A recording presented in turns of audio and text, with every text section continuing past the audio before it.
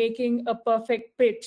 And I would like to just add here that any pitch is always evolving, because you pitch to people, you pitch to investors, you pitch to customers, your stakeholders, and you continue to get feedback, right?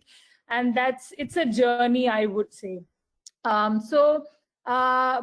Before I start talking about the perfect pitch, what a typical deck should consist of, I have this small little video to show to you. It's one of my favorites, and it is something that inspires me. So here you go. Life of a startup is a pretty different culture. It's a different environment. It's a different pace. You guys are going to witness and experience chaos. It's your job to control that. It's like taking the tiger by the tail. You just gotta hold on, because it is a one wild ride. It's like riding one of the most emotional roller coaster rides you will ever be on, where the highs are higher than, take whatever the most incredible experience you ever had, multiply that by 10, and you're getting close to the feeling, the satisfaction of building something from nothing and seeing that thing grow like the Dickens. But the lows are lower than the most depressed moment of your entire life. Right. So this video actually sums up the roller coaster ride that one has, building a startup. As Neha mentioned, tenacity is very important. You need to be resilient. You will have, ups and downs in the journey, and you should be able to take it with all patience and continue to believe and persevere. And that's what will lead you to build a successful startup. So, I'm sure a lot of you are entrepreneurs or aspiring entrepreneurs. So, what are some of the questions that would be keeping you awake in the night? Do I need funding at this point in time? How much funding, is good enough? Should I ask for more? Should I ask for less? Or should I continue the way, things are happening without raising external funding, right? What all should I include in my pitch? What do I need to do before a pitch or after a pitch? There are some of these questions which will come to your mind, right? So I'll try to answer a couple of them. Obviously there's no right or wrong. You have to do what you believe in. But these are some, guidance points which you can use as you think about raising funds, developing your pitch, so on and so forth. So quickly moving ahead, there are different stages where you will be raising capital for. So, I think what is the right time for you to go and raise funds, right? It is when you've built an MVP, you have a minimal viable product, you have some customers, who are beta testing it, not necessarily, paying customers. Pre-revenue is fine, but you've validated the market, you've validated the use case, right? That is when I think you should go out and, start asking for external funds. There are various stages: pre-seed, seed, Series A, so on and so forth. Depends upon the kind of growth, the kind of traction you're getting and things like that. And also, there is no right or wrong to the valuation number, right? In early stages, valuation is more an art than a science, right? So, you need to have the conviction to be able to say that, this is how valuable my company is. And, then discuss with a potential investor, because to be very honest, it's an art. There's not much of a science here, because things are, still getting built, So if you have a product, it will evolve, you will eventually reach your product market fit. But it's a journey, right? It's not a point. And also, my experience, personal experience has been this. I may be completely wrong here, But to the funds that you're pitching to, if you have an ex-entrepreneur who is sort of at the fund, who is a partner or a decision maker at the fund, if you pitch to them, I think they would relate more to the pains or to the highs and lows that an entrepreneur has. So you can find more comfort with them rather than a perfect professional sort of a relationship. So I think that's one of the things to look out for. And always keep in mind, when you're raising funds, your first valuation is never your last valuation. So don't chase valuations, chase the right partner. That is the most important thing. Have the right people supporting you, because it's a long journey and it's a marriage, right? So you should get it right. As well as it's important that you network a lot in this ecosystem. You have to be strategic, and believe me, all the folks who are investing in startups, they get zillions of emails on a daily basis. So if you are lucky, you will get response to a cold mail. If possible, try and send solicited emails, meaning requesting someone in your network to introduce you to some other person whom you want to interact with, and things like that. So having a warm introduction by someone always increases your probability of getting a response, right? These are very basic things. I'm sure you all must be knowing this, but just wanted to reiterate that getting a warm introduction is always better than a cold email. The next question, that you will be asked, in terms of what are you going to do with the money that you receive, right? So basically, when you're raising money, you should try and give an understanding as to how you're going to spend the capital that you will receive and how it will change the state of the company, right? What are the milestones that you will hit? For a typical, a technology startup, this is how the broad, funding structure or expenses would look like. Obviously, it will be very specific to the company. This is the broad guidance, but it is important that whenever you're raising funds, you need to give some sort of a breakup that this is how you're going to invest the money that you will receive. And by investing XYZ, these are the milestones you will hit. Also, if possible, you should yourself, build your forecasts in terms of the kind of expenses you will have, who all will you hire, what will you invest in, and see if you can raise so that you have a runway for about 18 to 24 months, because fundraising is a very consuming task. It requires a lot of attention and a lot of time from the founder's side. So if you can raise capital which will sustain you for 18 to 24 months, that will be a good thing, because it typically takes 6 months to close a deal from beginning to the end, till the time the cash is in the bank, right? So but always do give a breakup. Think about it, make an Excel sheet, simple Excel sheet in terms of the expenses that you're going to have in the next 18 to 24 months.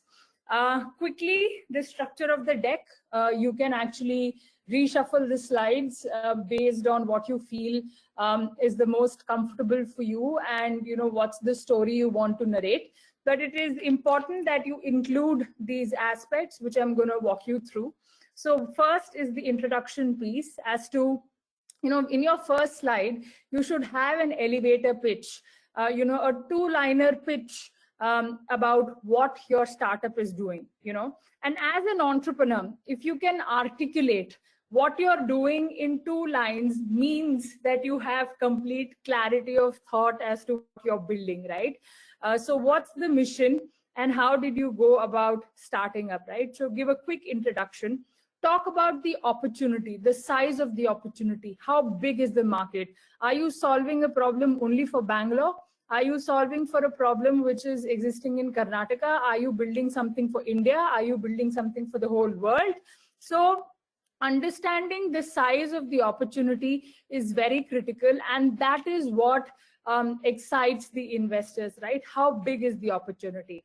And one another important thing that you need to share is that what is the real problem that exists in the current market, right? What is the current scenario, and how your product or how your startup is going to solve for that existing problem in the market. That is very important to understand.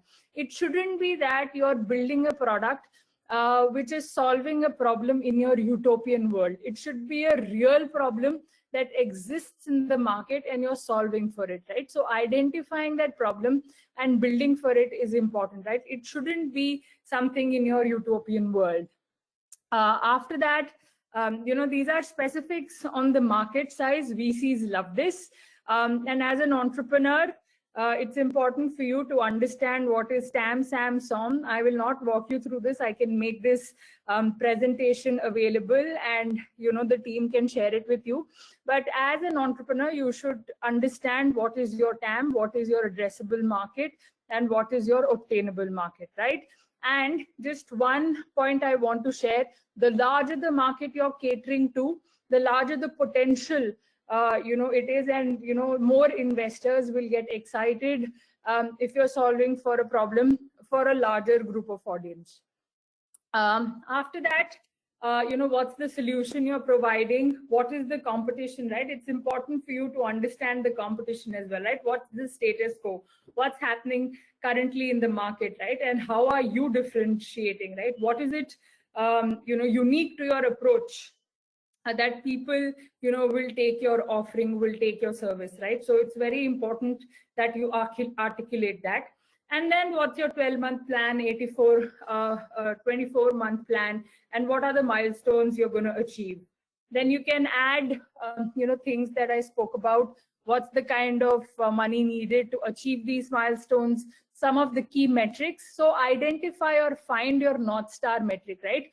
I mean, in today's world, people talk about data, but it should be relevant data as well, right? So identify. You don't need to give 10, 15, 20 metrics. You need to identify which are the 2 or 3 key metrics which give you the health of your business, right? So that's important. Identify that North Star metric for you. Talk about your team, which is the power behind the whole startup, right? It's important to talk about the team and how they are equipped, and how is your team the best team to build a startup like this. And then what are the exit possibilities, right? What can happen in the future, 10, 15 years down the line? Will the company be the next unicorn, a potential IPO, an acquisition by a larger company, and things like that? So what are the possible opportunities from an exit point of view? And then, if there's time, walk through the demo of a product, ask for questions, do a Q&A session and things like that. So, these are the broad 10 to 11 things that you should include in your pitch. Also, practice your pitch. It is always good. You can do a role play with your team members. One can become an investor. You can become the entrepreneur and pitch. So, you will perfect the art of pitching gradually, and you should be a good storyteller. These are some metrics, but obviously it depends on the business, whether it's a B2B business, B2C business.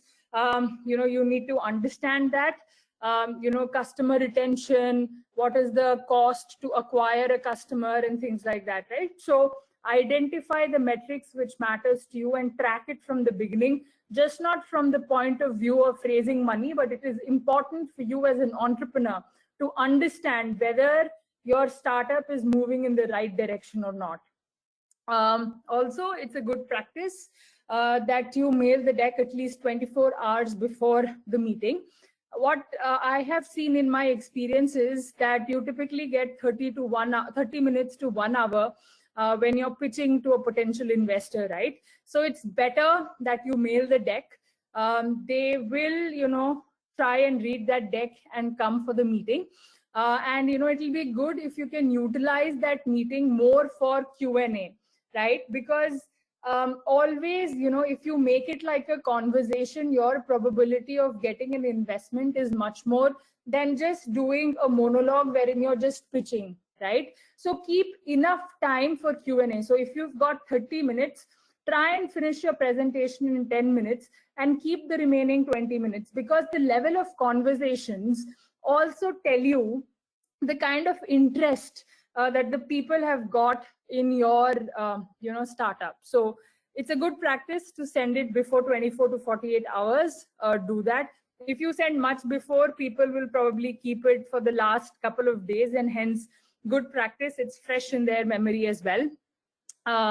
Also, whenever you're exiting a meeting, right, exit it with an actionable. So don't shy away from asking as to what are the next steps. How much time will you take to come back? Do you need anything else from my end, right? So just end the meeting with an actionable, so that you can follow up again, get an understanding what the potential investor is thinking and things like that, right? So always end the meeting with an actionable. It's completely fine and polite to ask, what are the next steps? What is it that you expect, right? So always do that. And just some softer aspects, some do's and don'ts when you're pitching to investors. Always have a clarity in the roles of the founding team. Whether somebody is going to look after sales, whether somebody is going to look after marketing, somebody is going to look after operations, the other person is going to look after technology. So it is always good to have clarity in roles of the founding team members. Earlier the better, right? It just reduces the risk of any discomfort within the founding team, right? And believe me, founding team is the most important thing to build a startup, right? And you should not have any discomfort amongst the founding team, right? And hence it's very important in terms of clarifying the roles and also identifying who the CEO of the company is going to be, right? Then define your North Star. Basically define the metric which matters to you. You need not track 10, 20, 30 metrics. Data, there's enough data. Out of that data, which is noise, you need to identify which are the 2 or 3 metrics which give the health of your startup. Forget about the investors. It is more important to you as an entrepreneur to understand the health of your business. It just helps a lot. And also, I would recommend that if it is a tech business, you always build the tech team, internal team. It may look in the beginning attractive that, okay, if I outsource my tech, it will be cost effective and things like that. But believe me, I've done that, mistake in my startup, wherein we had outsourced initially and then we had to bring it internally. It's always advisable to have a tech team member, somebody who's in charge of the tech within the team, right? It just helps. You can shape things much better and much faster if your tech team is internal. There may be some financial benefits in the short term, but in the long term, it is going to help you immensely. Always hire engineering team first. What are the things you can outsource? I agree, you should focus on the core of your business. You can outsource, when you are a small company, you have professional services providers who can take care of your HR, finance, admin, legal, so on and so forth. So those are the things you can get these professional services on a retainer basis. It just helps you to focus on the core of your business, right? And there are many tools as well like this, which you can use to automate a lot of these ancillary functions. Another thing that you need to focus on, revenue is fine, revenue will come. You will give your product or your service to be used by initial few customers at a discounted price or at free in the beginning. But what matters is the growth rate. How fast is your user acquisition? How fast is your annual recurring revenue growing, right? So depending upon what kind of business you're building, your growth always matters, right? So focus on that, focus on the right metrics. And as I mentioned, It's not about the valuation. Don't chase, that, this has to be my valuation. If this is not the valuation, then I will not take the money and things like that. Believe me, it's just not about money. Building a company is something which requires tremendous patience, right? Tremendous resilience, and you need the right partner to support you, right? So it's a marriage. Find the right investor to support you.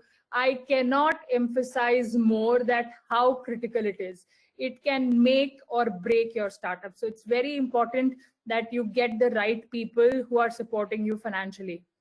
The dilution in the early stage is anywhere about 10 to 25%. Again, this is a broad range. Obviously, it depends on the kind of business you're building, right? So this is broadly it from my end in terms of how you should go about building a pitch deck. What are some of the aspects you should look at while interacting with investors, while building a company and things like that. And believe me, whenever you're doing something, do it from the perspective of adding value to a startup. Don't do something because a VC or an investor has asked you to do something. So be very clear about it, right? Whatever you do has to be for the benefit of your business. You will get money, doesn't matter. You will make your own money. You will generate revenue, but be true to your business and be patient. There is always light at the end of the tunnel. So that's what I would like to end